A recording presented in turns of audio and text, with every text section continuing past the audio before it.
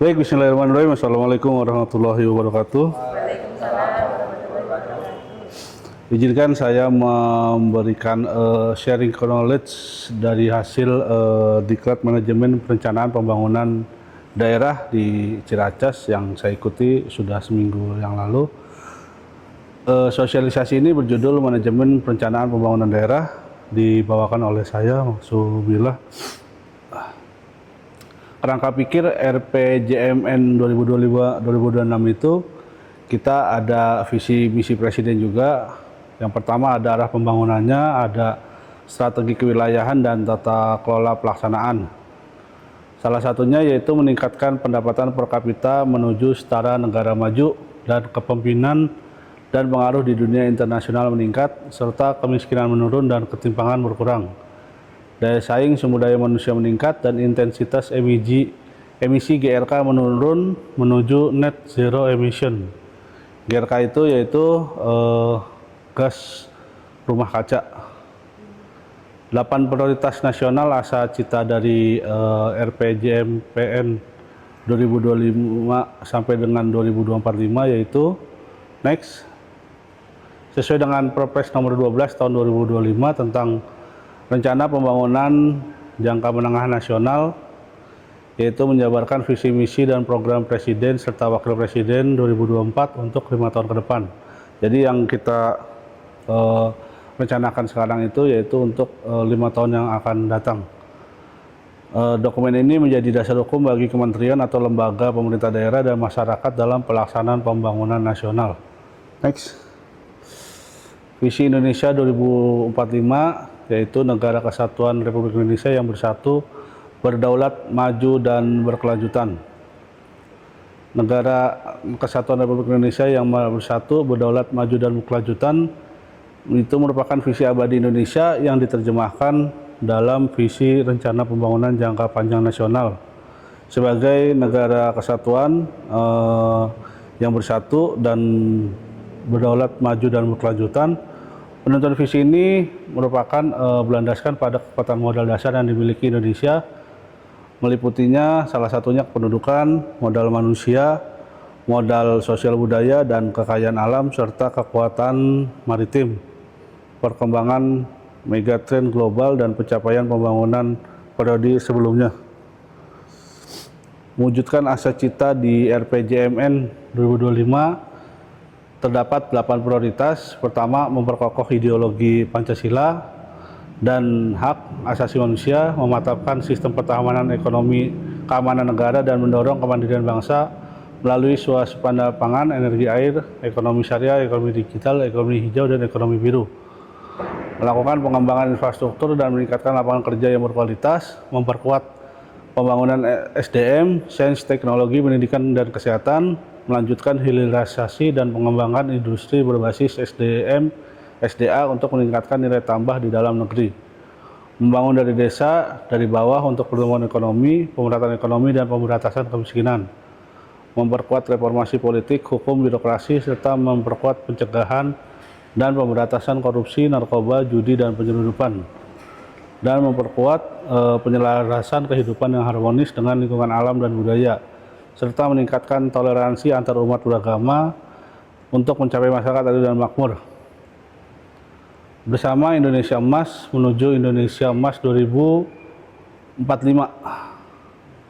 Asa citanya tadi sebagai prioritas pembangunan itu terdapat 8 prioritas pembangunan, terus asa citanya itu memuat 17 program prioritas presiden mencakup rencana pembangunan di berbagai sektor.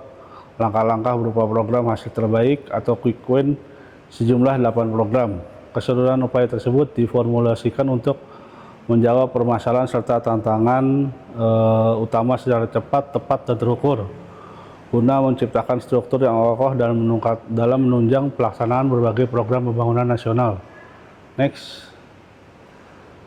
Trisula pembangunan merujuk pada 3 pilar utama pembangunan nasional, yaitu penurunan kemiskinan, peningkatan kualitas sumber daya manusia, dan pertumbuhan ekonomi yang berkelanjutan. Penurunan kemiskinan itu kita berupaya secara sistematis untuk menurunkan angka kemiskinan di seluruh Indonesia.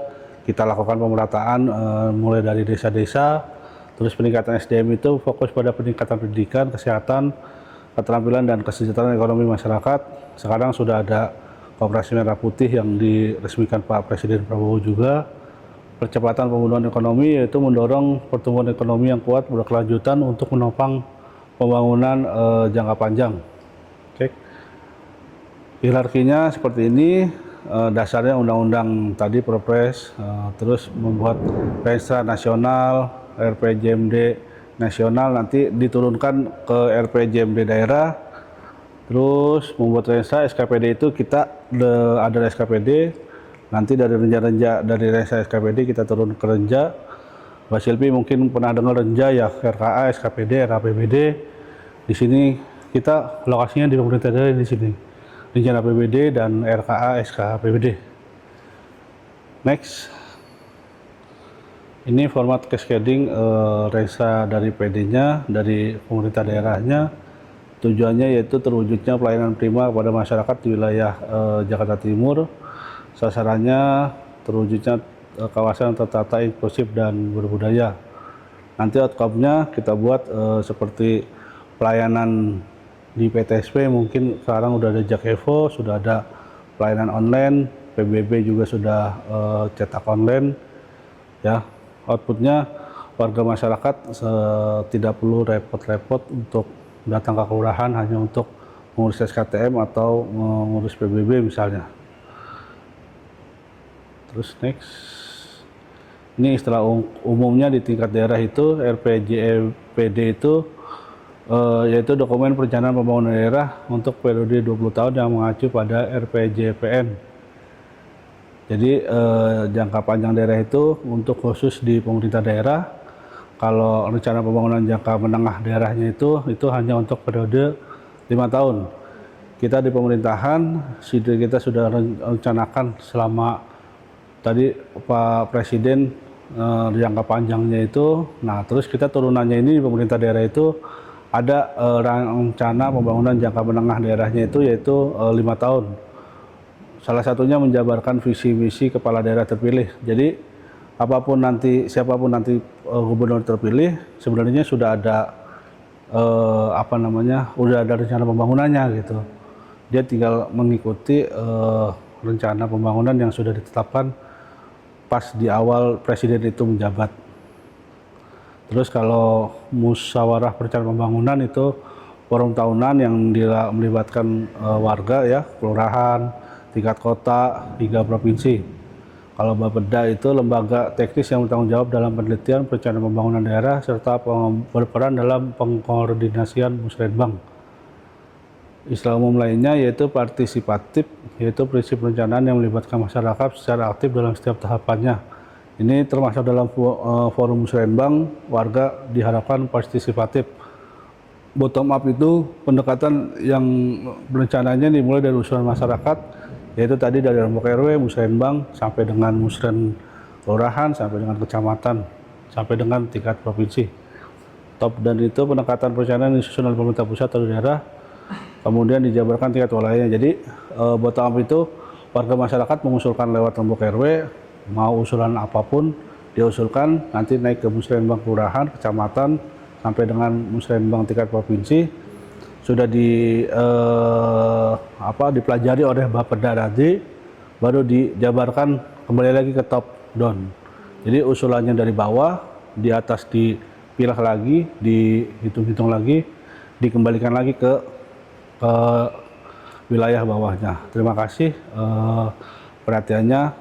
Mohon kalau Bapak Ibu berkenan jika ada yang bertanya silahkan. Assalamualaikum warahmatullahi wabarakatuh. Waalaikumsalam warahmatullahi wabarakatuh. Izin Pak, ya, saya mau bertanya terkait bersama Indonesia Maju menuju Indonesia Emas 2045.